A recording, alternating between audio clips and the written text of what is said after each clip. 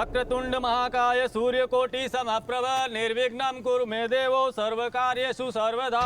मंगलम भगवान विष्णु मंगलम गरुड़ध्वज मंगलम पुंडरीकाक्षाय मंगलाय तनोहरे। लक्ष्मीकांतं कमलनयनं योग विद्यानगम्य। ओम सोम सोमाय नमः। ओम शांति शांति शांति। आरती,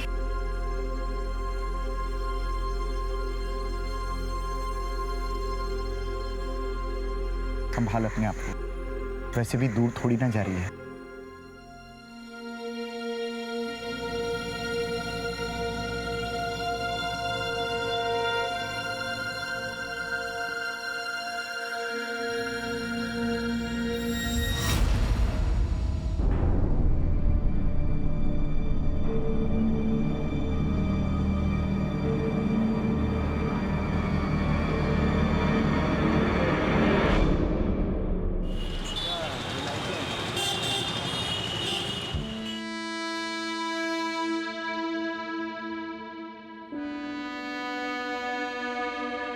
पापा, मैं आपके साथ ही सोऊंगा।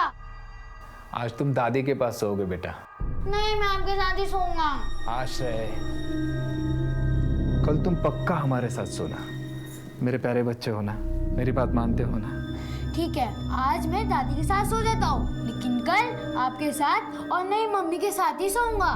पक्का मेरा प्यारा बच्चा। चलो, दादी राह देख रही होगी।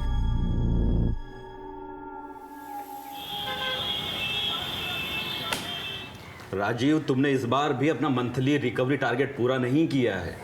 अगर नहीं हो रहा हो तो बता दो मुझे, तुम्हारा रिप्लेसमेंट ढूंढना पड़ेगा। नहीं सर, मैं पूरी कोशिश करूंगा सर। आप तो जानते हैं सर मेरी हालत। इसीलिए मौका दे रहा हूं।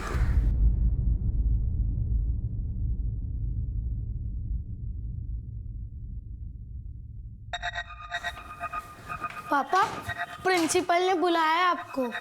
हाँ, मेरे पास भी फोन आया था लेकिन मैं उठा नहीं पाया। ऐसे किसने फोन किया था? स्कूल वालों ने 200 रुपए मंगवाए साइंस प्रोजेक्ट के लिए। बेटा आज तो नहीं है, 1-2 दिन बाद तो चलेगा। मैं बाथरूम जाके आता हूँ।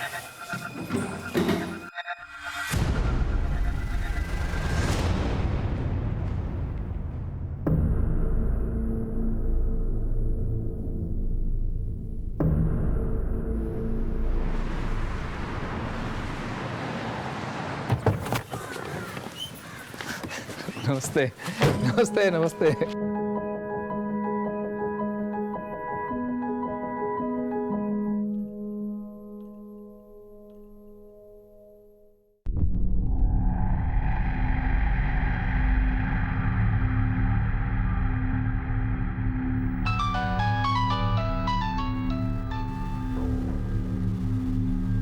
बार बार फोन मत कर। तेरे को बोला ना काम होने के बाद फोन करूंगा मैं।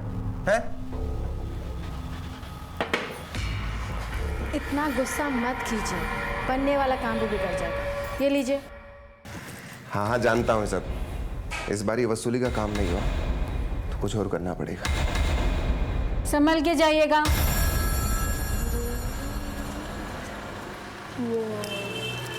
चलो बेटा, मुझे काम से जाना है। मैं भी आऊंगा आपके साथ। बेटा मुझे कुछ अर्जेंट काम से जाना है। चल मैं तो। भी आऊंगा बस। चल पीछे बैठ।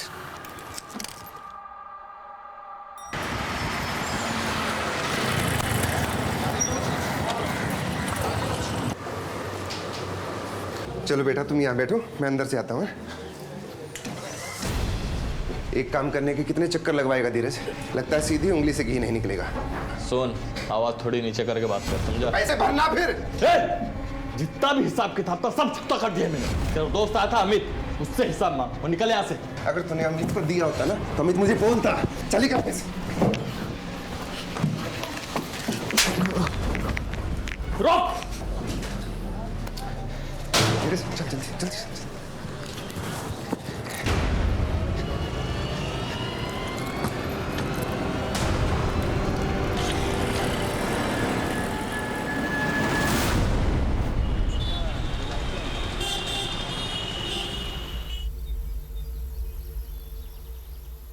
सर, ये रेखा जी कलराज सिंह के पति राजीव और बेटा राहुल गायब है।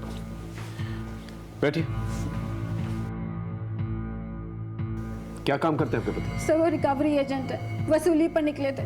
कहाँ गए थे वसूली के? सर वो तो नहीं पता, पर अपने पार्टनर अमित से मिलने वाले थे, वहाँ पर भी नहीं पहुँचे। और ये उनके ऑफिस का नंबर है, कह के गए थे कि यहाँ जाने वाले, पर यहाँ पर भी नहीं पहुँचे।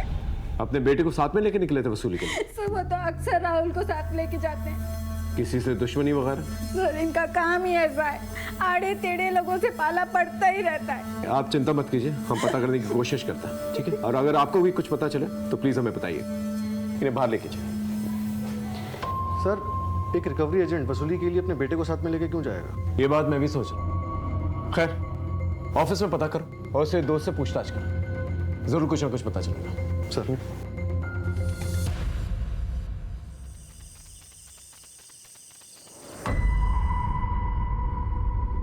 The number you are trying to call is currently switched off. The number you are trying to call is currently switched off.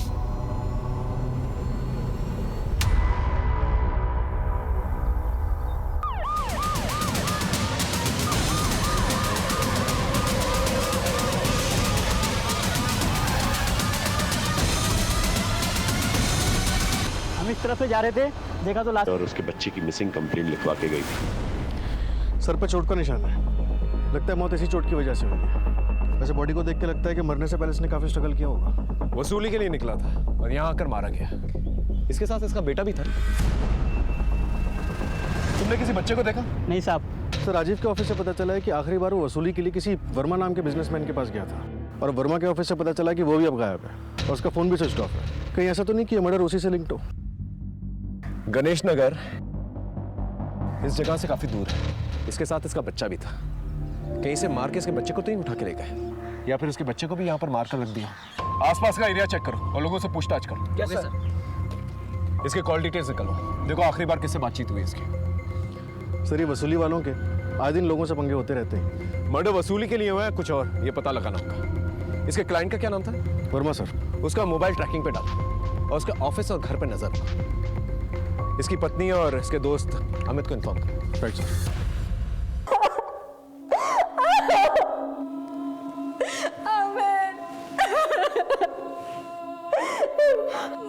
मेरा बेटा राहुल का। देखिए हम उसे ढूंढ रहे हैं।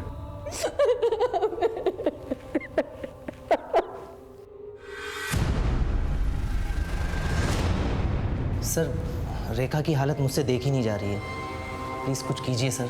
राजीव का आखिरी कॉल तुम्हें ही आया था ना? लेकिन वो आया ही नहीं, लगता है अपने पर्सनल काम से कहीं चला गया। ये वर्मा का राजीव से क्या झगड़ा था? वो राजीव को मार सकता है? इस पर मैं क्या बोल सकता हूँ, हमारा काम ही ऐसा है। सर वर्मा के बारे में कुछ पता चला? वो तो हम पता कर लेंगे, फिलहाल तुम रेखा जी का ख्याल रखो।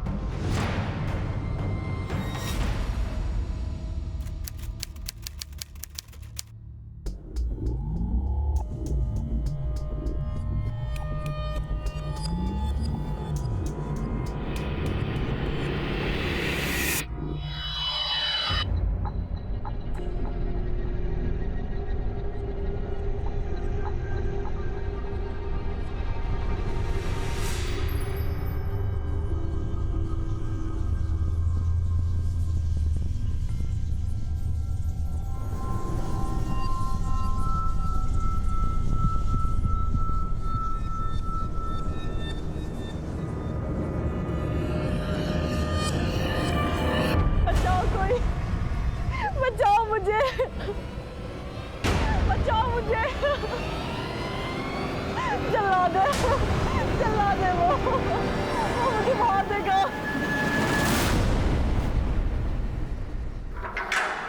सद्दू चल, तेरी वेल हो गई है। विश्वास मेरी बेल हो गई। मैं तैयारी करता हूँ, तू बाहर आ जा, फिर मिलते हैं। मुझसे एक हफ्ते की बात है, मेरी भी बेल हो जाएगी। हाँ तो ठीक है ना, तेरे बाहर आते ही सारे काम निपटा देंगे, बस तू अपना ध्यान रख। चलता हूँ दोस्त। चलिए हवलदार साहब। देखिए आप टेंशन मत लीजिए, पैसे आपको पूरे मिल जाएंगे, बस काम पूरा हो जाना चाहिए। समझिए आपका काम हो गया।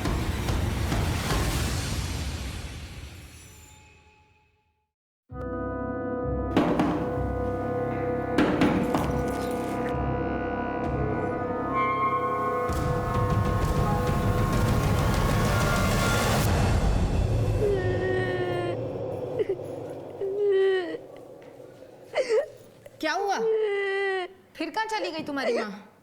कहीं गई है। यहीं कहीं होगी, रो मत। आरती, आरती, आरती। भाभी, भाभी, क्या हुआ? देखो क्या हो गया।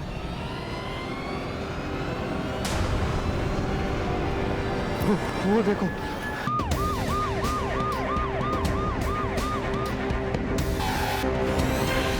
सर लगता है कोई तो जैसे किसी धारदार हथियार से वार किया गया। आप कौन?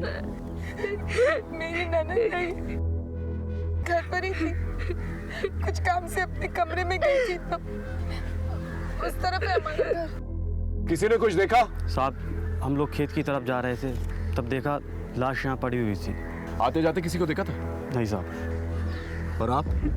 मैं आरती का भाई रजत।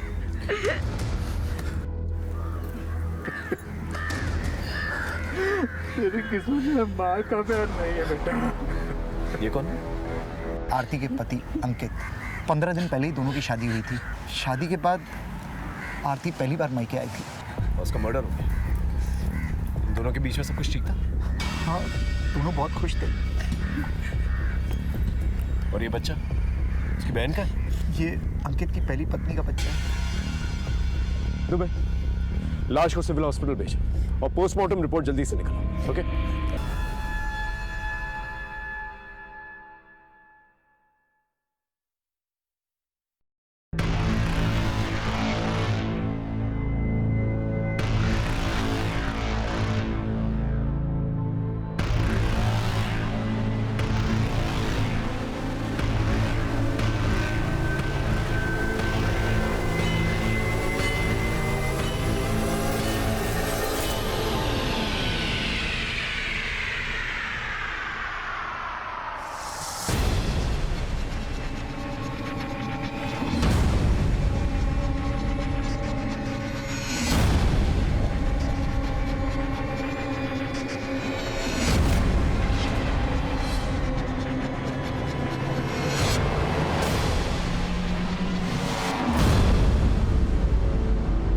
आपकी पत्नी को इतनी बेरहमी से मारा? नहीं सर, सब कुछ तो ठीक चल रहा था। अभी 2 दिनों पहले ही मायके आई थी, फिर ये वारदात हो गई सर। देखिए आपका पर्सनल मामला, लेकिन हमारा जानना बहुत जरूरी है। आपका 10 साल का बच्चा है। आपकी ये शादी आरती के साथ उसकी मर्जी से हुई थी? जी हाँ सर, आरती की फैमिली से थोड़ी जान पहचान थी। उनके यहाँ से रिश्ता आया तो मैंने भी स्वीकार कर लिया। अब सर मुझे बीवी की ज़रूरत थी और मेरे बच्चे को माँ की। ठीक है, आप जान सकते हैं। जैसे हमें कुछ पता चलेगा हम आपको बताएंगे। दुबे, इसकी शादी की कहानी तो बहुत इंटरेस्टिंग है। पता करो ये सच बोल रहा है कि नहीं, क्योंकि महज 15 दिनों की शादी के बाद लड़की की मौत हो जाए, बात जरूर कुछ कह रही। सर राजीव के सर पे चोट तो पत्थर से लगी है, लेकिन उसकी मौत स्ट्रैंगुलेशन की वजह से हुई है।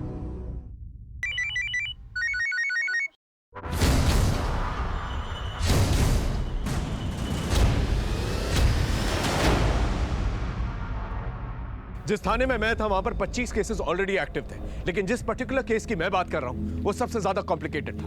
और इंक्वायरी के दौरान ये बात सच भी साबित हो गई। हम एक साथ 2 मर्डर केसेस सॉल्व करने की कोशिश कर रहे थे, जो कब और कैसे जुड़ने वाले थे इसका अंदाजा हमें भी नहीं था। कहाँ है बच्चा?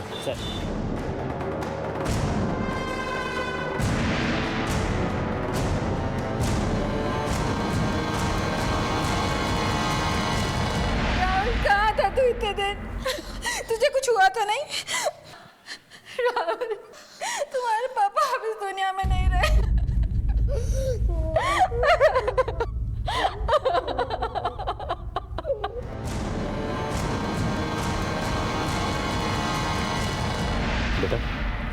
बेटा तुम वहां कैसे पहुंचे? पापा ने मुझे एक शॉप पे छोड़ के चले गए। अब सुनो, तुम यहाँ आधे घंटे बैठो, मैं भी आता हूँ। और भूख लगे तो कुछ खाना खा लेना, ठीक है? कहीं जाना मत। मैं उनका वेट करता रहा, पापा नहीं आए तो मैं उन्हें ढूंढने के लिए चला गया और ढूंढते ढूंढते वहाँ पहुँच गया। पापा किसी के साथ थे? अकेले थे। कुछ बताया किससे मिलने जा रहे थे? नहीं सर। अच्छा बेटा, इससे पहले तुम वहां पहुंचे, क्या हुआ था? क्या तुम वर्मा अंकल के ऑफिस में गए थे? जी सर, वहाँ पापा का वर्मा अंकल के साथ झगड़ा हो गया था। अगर तुमने अमित को दिया होता ना तो अमित मुझे बोलता। चलिए ऑफिस।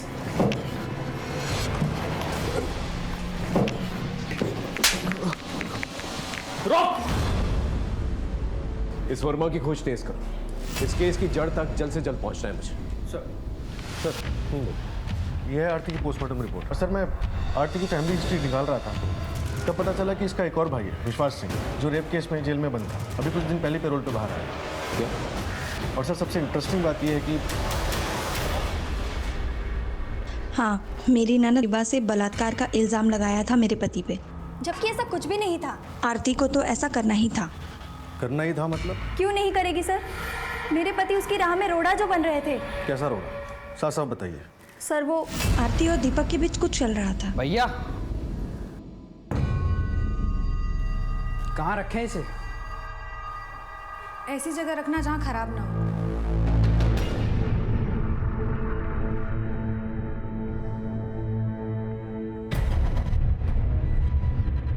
छोड़ो, भैया आ जाएंगे। अरे कहाँ भैया है? दीपक! तेरी दो कौड़ी की औकात नहीं, हमारे घर की इज्जत पर हाथ डालता है। आंखें निकालूंगा मैं तेरी। चल चल निकल यहाँ से। क्या हुआ? और दोबारा दिखाई मत पड़ना। और तू?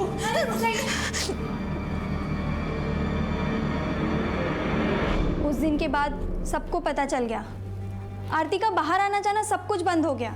रिश्ता ढूंढने लगे थे उसका, इसी का बदला लेना था उसे विश्वास से, इसलिए उसने शिवा का साथ दिया, जबकि ऐसा कुछ नहीं था। चल कल मिलते हैं। अरे यार इतना अंधेरा हो गया तो कैसे जाएगी? अरे मैं चली जाऊंगी, तुझे घबराने की कोई बात नहीं। मैं उधर ही जा रहा हूँ। चलिए मैं आपको छोड़ देता हूँ। आइए।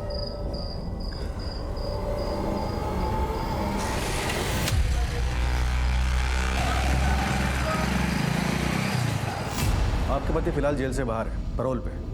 आरती के मर्डर से ठीक 2 दिन पहले। कहीं ऐसा तो नहीं कि उन्होंने आरती से? सर मुझे नहीं पता कि कब वो जेल से बाहर निकले, और मरा हुआ आदमी क्या किसी को मारेगा सर? सब कुछ तो चला गया, घर बार बिजनेस। 10,000 मिलते हैं रजत भैया से। मैं भी उनको बाहर निकालने के लिए वकील से मिल रही थी। देखिए आप टेंशन मत लीजिए, पैसे आपको पूरे मिल जाएंगे, बस काम पूरा हो जाना चाहिए। ये दीपक कौन है? मुझे नहीं पता, ये नौकर वोकर रखने का काम तो रजत जी और विश्वास करते थे।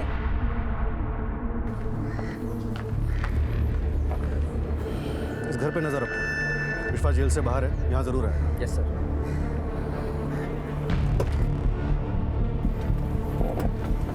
रजत के घर की तरफ है।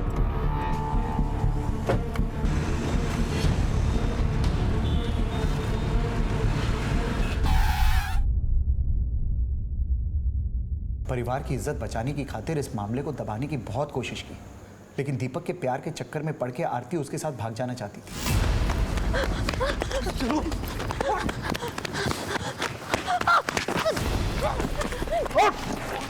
घर की इज्जत मिट्टी में मिलाएगी तू? भैया हमको जो करना है कर लो, आरती को कुछ नहीं कहोगे। इसको संभाल। लगता है तू मर के ही मारेगा। आज इसका किस्सा ही खत्म कर देते हैं। मामला इतना बढ़ गया था कि पंचायत तक पहुंच गया। अपनी मर्यादा लांघने के आरोप में पंचायत दीपक को ये आदेश देती है कि इस गांव में दोबारा वो दिखना नहीं चाहिए। अगर वो पंचायत के फैसले के विरुद्ध गया तो अपनी जान गंवा बैठेगा। माफी मांग और चला जाए यहाँ से। माफ कर दो सरपंच जी। सर हमारी बहुत बेइज्जती हो गई थी। गांव में कोई आरती से शादी करने को तैयार नहीं था, इसलिए अंकित से उसकी शादी तय कर दी। हमने उसे बहुत समझाया और फिर बाद में वो खुद ही मान गई। भैया हमें माफ़ कर दीजिए, हमें आपका फैसला मंजूर है। आपने अपने छोटे भाई विश्वास के बारे में नहीं बताया। इसमें बताना क्या है? विश्वास जेल में है और उसका इस सब मामले से कुछ लेना देना नहीं है। विश्वास फिलहाल जेल से बाहर है, पर वो आप लोगों से मिलने नहीं आया। और जिसके साथ वो जेल में था, सत्तू, उसकी रिहाई आरती के मर्डर के कुछ दिन पहले ही हुई थी। इस सत्तू पर 4 मर्डर के आरोप है। लेकिन विश्वास ऐसा क्यों करेगा? क्योंकि आरती की सहेली शिवा ने विश्वास के ऊपर रेप का आरोप लगाया था और आरती ने खुद इस बात की गवाही दी। इसके बिना पे विश्वास को जेल में। मैं ये बात कभी भी नहीं मान सकता कि विश्वास अपनी बहन का कत्ल कर सकता है या करवा सकता है। दीपक इस वक्त कहाँ है? दीपक का तो पता नहीं, लेकिन उसके बाप का पता मालूम है।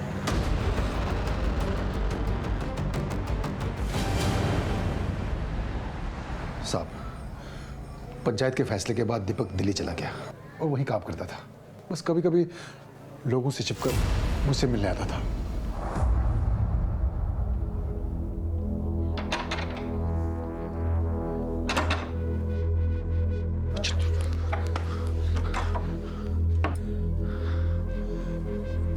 बेटा, तू इस तरह जान जोखिम में डाल के मत आया कर। किसी को पता चल गया ना, अनर्थ हो जाएगा, अनर्थ।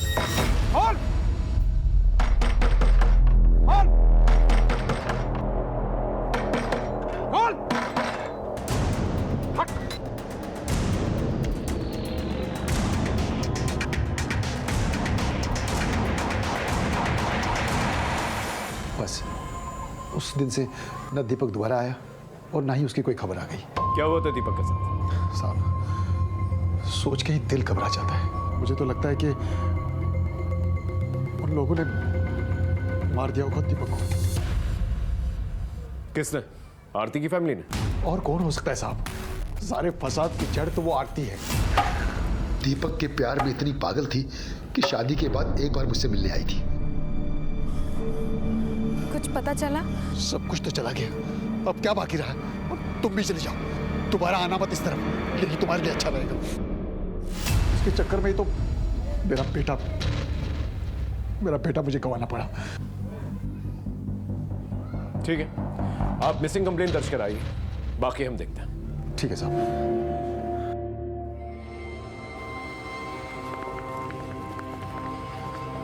इस घर पे 24 घंटे नजर रखो। दीपक के डिटेल्स सारे थानों में भेजो। इसकी सारी की सारी इंफॉर्मेशन मुझे चाहिए।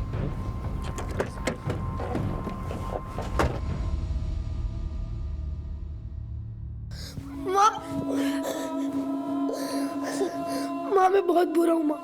मैंने पापा की जेब में से पैसे चुराए थे। सॉरी पापा, अब मैं कभी चोरी नहीं करूँगा। लेकिन आप वापस आ जाओ। मुझे पैसे नहीं चाहिए, मुझे पापा चाहिए। पापा प्लीज।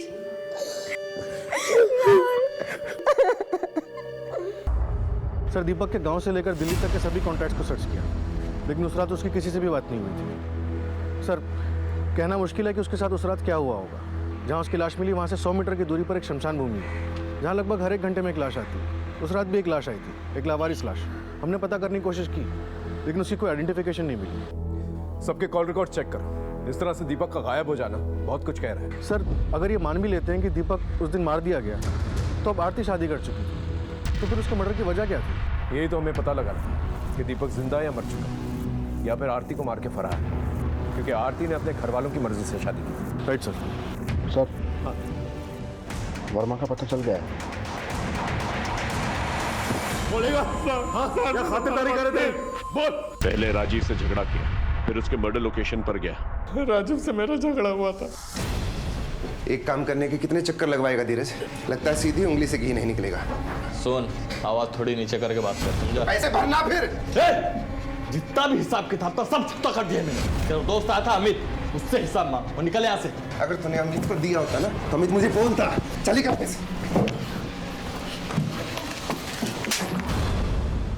रोक! मेरे ऑफिस में मेरे से झूठ बोल रहा था, मुझे मार के और 10,000 रुपये भी छीन के भाग गया साहब। मुझे बहुत गुस्सा आया तो मैंने अपने आदमियों के साथ उसका पीछा किया। सर, जब मैं उसके पीछे गया तो देखा तो वो वहाँ पहले से ही मरा पड़ा। तो और क्या करता मैं, इसलिए डर के वहाँ से भाग गया।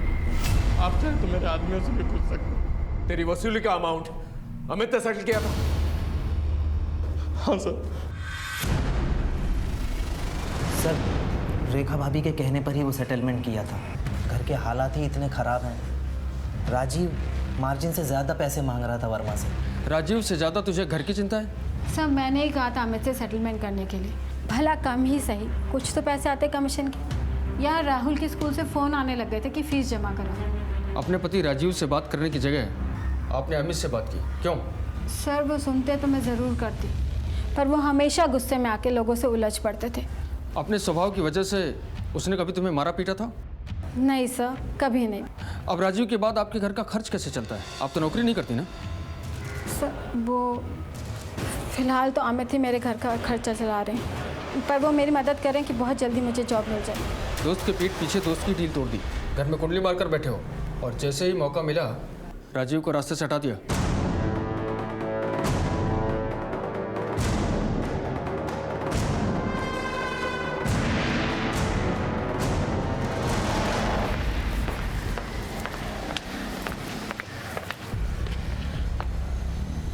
लगता है बच्चा कुछ न कुछ जानता है, एक बार इससे सीक्रेटली मिलना पड़ेगा।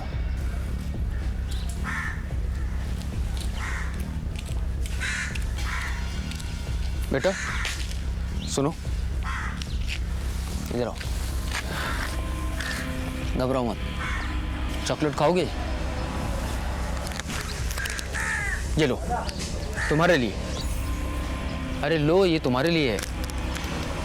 अच्छा ये बताओ, उस दिन तुम अपने पापा के बारे में शायद कुछ बताना चाह रहे थे, बताओ क्या बात थी? बिल्कुल मत घबराओ, बोलो बोलो।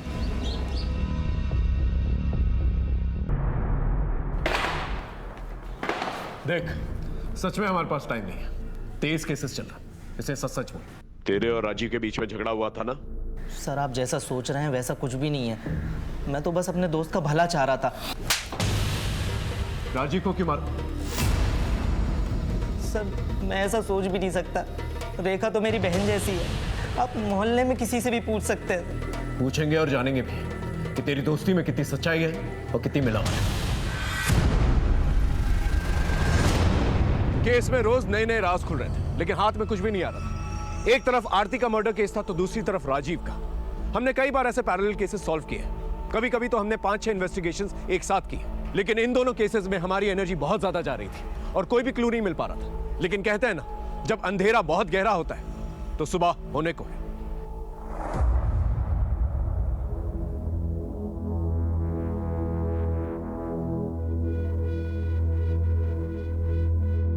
सर आपका अंदाजा सही निकला। दीपक को लेकर जो कुछ भी आपने सोचा था वो ठीक उसी तरीके से हुआ।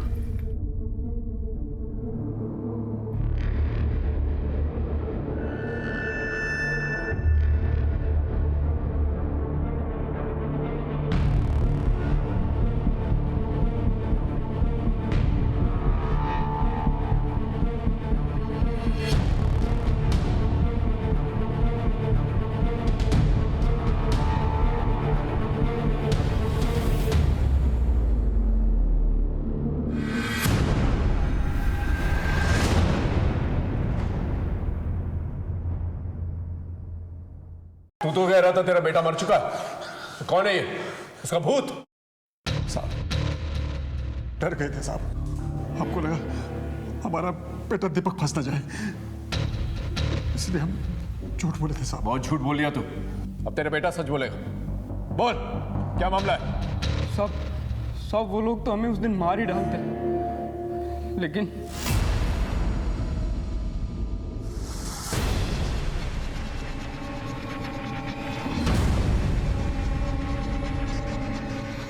भाई अरे इसे छोड़ दो, मेरा इकलौता बेटा, इसे छोड़ दो, इसे छोड़ दो, इसे माफ कर दो। मेरी 3 एकड़ जमीन है वो भी ले लो, मगर इसे बख्श दो, इसे बख्श दो भाई। ठीक है बख्श देता हूँ, लेकिन याद रखना दोबारा दिखाई दिए ना, नहीं तो हम वही करेंगे जो रजत भैया ने कहा। नहीं दिखेगा। छोड़ दो इसे। माधव भैया ने हमें अपने रिस्क पर छोड़ा था, अगर रजत को पता चल जाता तो हम फंस जाते। 4 महीने तक हम चुप रहे, हमारा ही दिमाग खराब हो गया था जो हम उस दिन उसको फोन किए। तुम उनको बताए क्यों नहीं कि तुम ठीक हो? सब बोले तुमको मार दिए, हम मार के और शादी कर लिए। क्या करते आरती, हमको जान का बहुत खतरा था, इसलिए अब हम तुमको फोन किए हैं। देखो अभी भी कुछ नहीं बिगड़ा है, हम ना 6 दिन बाद घर जाएंगे, वहां से भाग जाएंगे, किसी को कुछ पता नहीं चलेगा। नहीं आरती, तुम्हारी शादी हो गई है अब, तुम सोचो कि हम मर ही गए थे उस दिन। ये सब हम कुछ सुनेंगे नहीं, हम तुमको बता दे रहे हैं 6 दिन बाद हम घर जाएंगे और तुम हमें गांव के पुल के पास मिलना। वहीं तुम्हारा इंतजार करेंगे। अगर तुम नहीं आए ना कसम से जान दे देंगे। पर वो मान ही नहीं रही थी। हम उसे समझाने नहीं जाते तो वो कुछ उल्टा सीधा कर बैठती। समझाने गया था या निपटाने?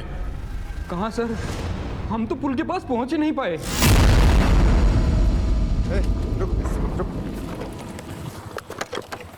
क्या सर?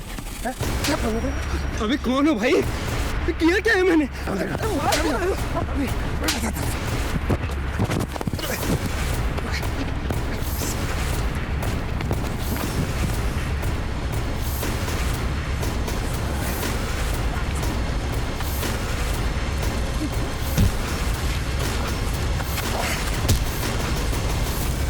की बात है सर, वो हवनपुर के पीछे वाले जंगल की।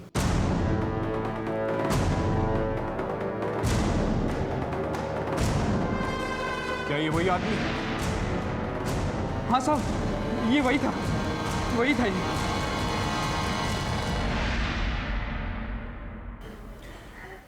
क्या आप लोग इसे पहचानते हैं? नहीं सर, लेकिन क्यों? क्योंकि इसे मारने के लिए राजीव गया था और फिर राजीव ही मर गया। ध्यान से देखिए, शायद कुछ याद आ जाए।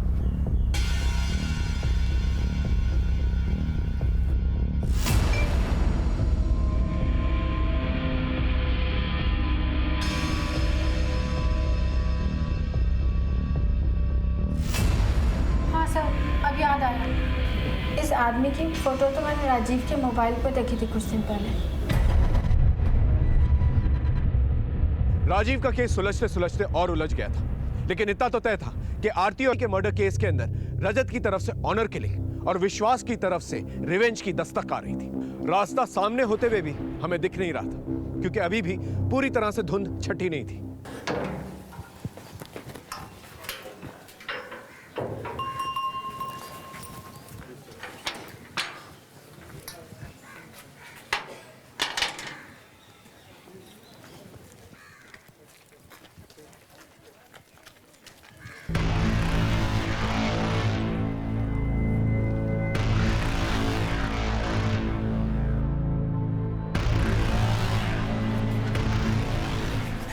विशाल, विशाल!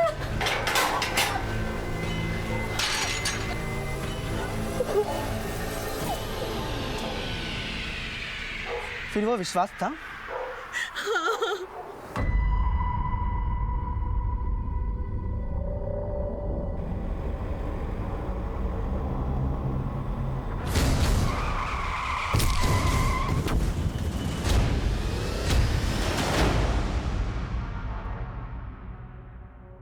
सर, राजीव के फोन में ये नंबर मिला है। शायद इसी नंबर से दीपक का फोटो भेजा गया होगा, जो किसी फेक आईडी पे रजिस्टर्ड है। केरला का एड्रेस है। जिस बात का मुझे शक था वही। दीपक को ये नंबर दिखा, पता करो ये किसका नंबर है। हम रिवर्स ऑर्डर में ट्रैक करेंगे। Okay sir. सर एक बात और, साहिलाबाद से खबर आई है कि विश्वास ने शिवा पे हमला किया है। साहिलाबाद पुलिस स्टेशन को अलर्ट करो और इस विश्वास को पकड़ो। इससे पहले अपनी बहन को मारा, अब अपने दुश्मनों के पीछे पड़ा। इससे पहले कुछ और करे, धर लो उसे। सर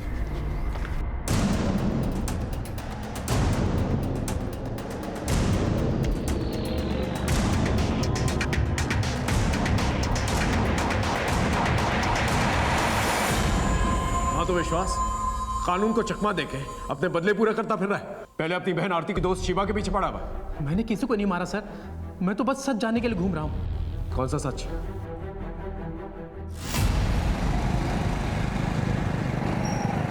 सीधे घर ही चलेंगे क्या?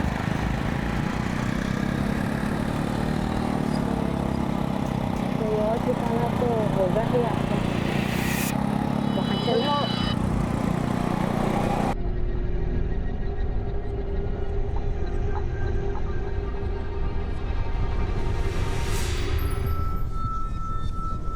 हम बहक गए थे सर, लेकिन शिवा ने सब कुछ प्लानिंग के साथ किया ताकि वो मुझे फंसा सके। वो भला तुझे क्यों फंसाना चाहिए? सर, ये पूरा खेल मेरे बड़े भाई रजत का खेला हुआ है। मैं कारोबार संभाल रहा था और उसने मुझे झूठे इल्जाम में फंसाकर अंदर करवा दिया। वो बाहर लाखों कमा रहा है और मेरे बीवी बच्चों को क्या मिल रहा है? बस 10,000 रुपए की भीख। तुम इतने यकीन से कैसे कह सकते हो? सर, इससे बड़ा सबूत क्या होगा कि वो मुझसे मिलने के लिए जेल भी नहीं आया, न ही मेरी बेल करवाई। आरती को उसी ने मरवाया है सर। हम पर जानलेवा हमला भी इसी बात का सबूत है।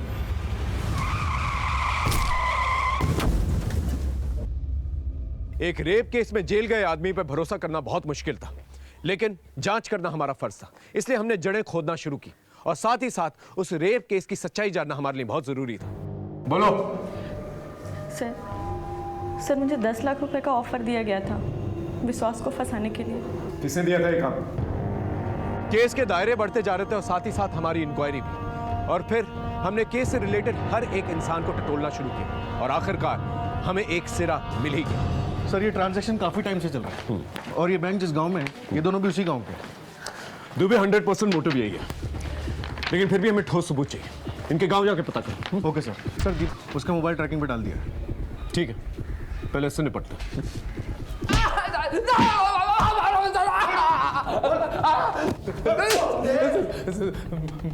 बताता हूँ सब बताता हूँ, सब मारे साहब। ये सच है कि वो अकाउंट मेरा है, हम एक ही गांव के रहने वाले हैं साहब, तो उसने हमारी मदद कर दी थी। इसमें बुराई क्या है साहब? बुराई अकाउंट में पैसे मंगवाने में भी है और राजीव की मर्डर लोकेशन में जाने में भी। मैंने कहा था साहब, ये ऐसे नहीं बोलेगा, अच्छे से कूटो ऐसे फिर बुला रहा हूँ। हमें तेरे कॉल रिकॉर्ड से पता चला है कि तू राजीव के मर्डर लोकेशन पर गया था। साहब ये मैं आरती से सच में प्यार करने लगा था। मेरा बच्चा आश्रय उसे अपनी सगी माँ मानने लगा था साहब। मैं किसी भी हालत में उसको खोना नहीं चाहता था, लेकिन वो दीपक फिर से उसकी जिंदगी में आ गया था। तुम उनको बताए क्यों नहीं कि तुम ठीक हो? आरती किसी भी वक्त मुझे छोड़कर जा सकती थी साहब। जब वो राजीव दीपक को मारने के लिए गया तो मैं भी उसके पीछे गया था, ये सोच के कि राजीव दीपक को मार देगा, मैं राजीव को मार के सबूत मिटा दूंगा। लेकिन सब उल्टा हो गया साहब। वो दीपक राजीव को घायल करके वहाँ से भाग गया। मैंने सोचा फिर भी राजीव को मार देता।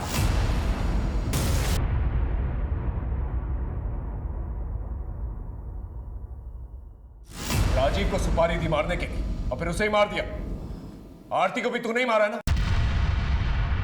आरती की हत्या से मेरा कोई लेना देना नहीं। हाँ, मैं मानता हूँ कि राजीव की जान मैंने ली थी, लेकिन सुपारी मैंने नहीं दी थी साहब। तूने नहीं दी तो फिर किसने दी?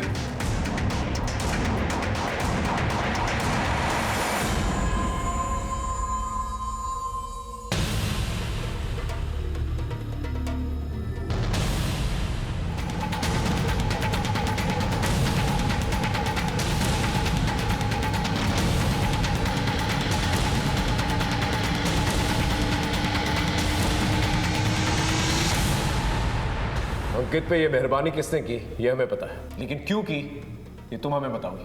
किसी की मदद करना जुर्म है क्या? मैं तो भूल ही गया था, हम एक आम इंसान से नहीं बल्कि एक शातिर मुजरिम से बात कर रहे हैं। लेके आओ उसे।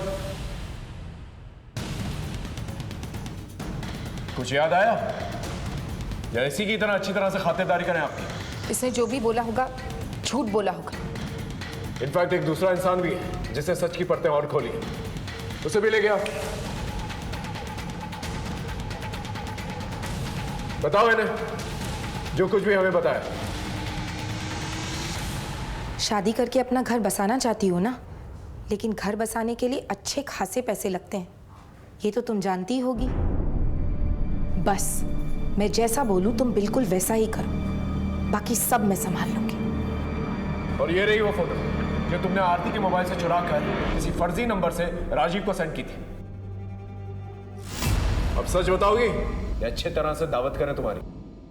अंकित और मैं एक दूसरे से प्यार करते थे, लेकिन हमारी शादी नहीं हो पाई। 10 साल तक हम एक दूसरे से नहीं मिले। 2 साल पहले अंकित की पत्नी की मौत के बाद हमारी मुलाकात हुई। रजत को अगर सब कुछ पता चल जाता तो हाथ से सब कुछ निकल जाता, सारी प्रॉपर्टी, सारा बिजनेस, सब कुछ जो छोटा होने के बावजूद भी विश्वास के हाथ में था। इसलिए मैंने शीबा के जरिए पहले विश्वास को ठिकाने लगाया। भाई भाई का खून ना उबले, इसलिए मैंने रजत के कान भरे। सुन लो एक बात ठीक से, अगर तुमने उससे मिलने की कोशिश किया, उसकी जमानत कराने की कोशिश की, तो मैं जान दे दूंगी। विश्वास के बाद आरती को ठिकाने लगाना बाकी था। आरती दीपक से प्यार कर बैठी थी।